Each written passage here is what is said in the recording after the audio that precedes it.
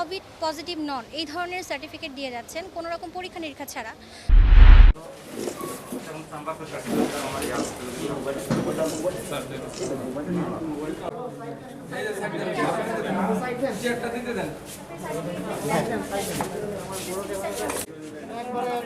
আর ভিতরে কিছু না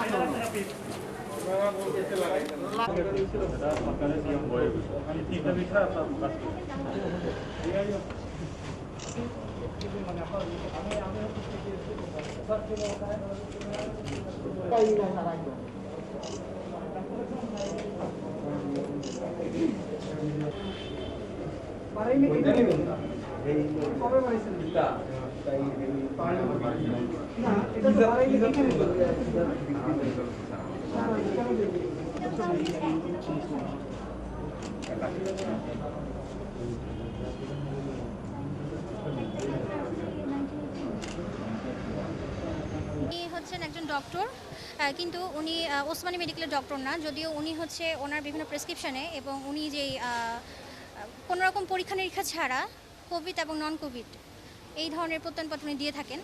তো আমরা হচ্ছে সিভিল সার্জন অফিস থেকে আমাদের প্রতিনিধি আছেন, উনি ওনার যে সার্টিফিকেটগুলো আছে বিভিন্ন কিছু যাচাই করেছেন, কিন্তু উনি ওসমানী মেডিকেল অফিসার এই ধরনের কোনো কাগজ উনি আমাদেরকে দেখাতে পারেননি। এছাড়া উনি নিজেও স্বীকার করেছেন যে উনি কোনো মেডিকেল অফিসার নয়। এছাড়াও হচ্ছে উনি অনেককেই কোভিড পজিটিভ নন এই ধরনের সার্টিফিকেট দিয়ে যাচ্ছেন কোনো রকম পরীক্ষা নিরীক্ষা ছাড়া, যেটা ওনাকে জিজ্ঞেস করা হয়েছে এবং উনি স্বীকার করেছেন উনি আসলে কোনো রকম পরীক্ষা নিরীক্ষা না করেই শুধুমাত্র টাকার বিনিময়ে এই ধরনের প্রত্যয়ন দিয়ে থাকেন। আমরা এই বিষয়গুলো আমলে নিয়েছি এবং ওনাকে শাস্তি প্রদান করা হয়েছে আমাদের আইনে।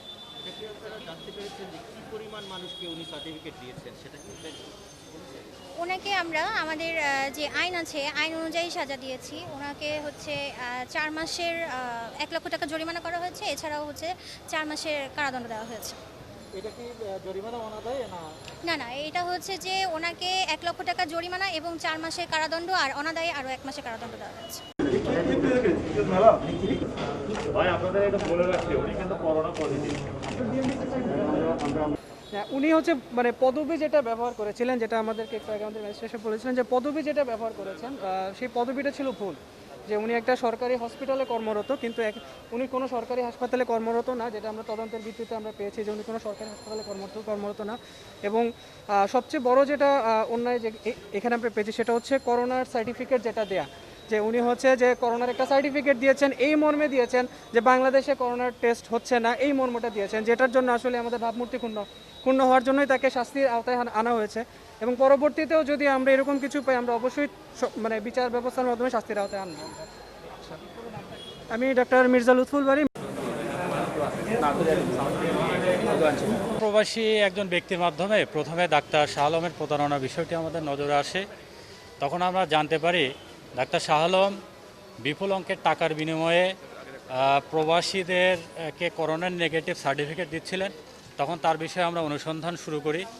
অনুসন্ধানে জানা যায় তিনি মেডিনোভায় বসে প্র্যাকটিস করেন এবং তিনি নিজেকে একজন ওসমানী মেডিকেলের ডাক্তার হিসেবে পরিচয় দিলেও আমরা জানতে পারি তিনি মূলত কোনো সরকারি ডাক্তার না।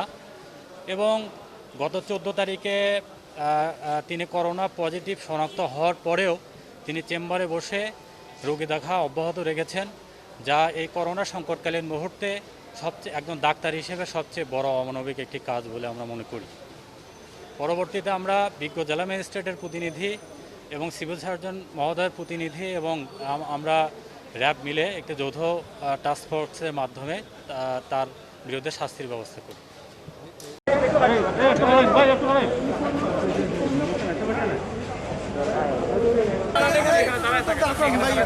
প্লিজ গায়ে হাত দিবেন না, উনি তো পজিটিভ।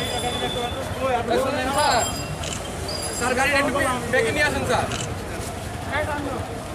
এই মুহূর্তে যারা জড়িয়েছেন তাদেরকে এই সময় কইছিলাম আপনারা যে সময় দিছিলাম কইছিলাম নি বলে একটা রং প্রথমে আমার কাছে টাকা থাকবে।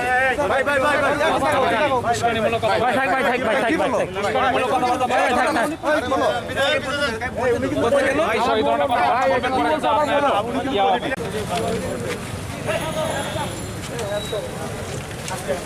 উঠেন উঠেন টল পার্টি উঠেন হাসান ভাই কিন্তু পজিটিভ একটু ডিসটেন্স গাড়িতে উঠেন এই পাশে না একদম এই পাশে বসেন না লাগা দরকার তো আমল ভাই এই পাশে বসেন ভাই হ্যাঁ ঠিক আছে হ্যাঁ আজকে মঙ্গল ভাই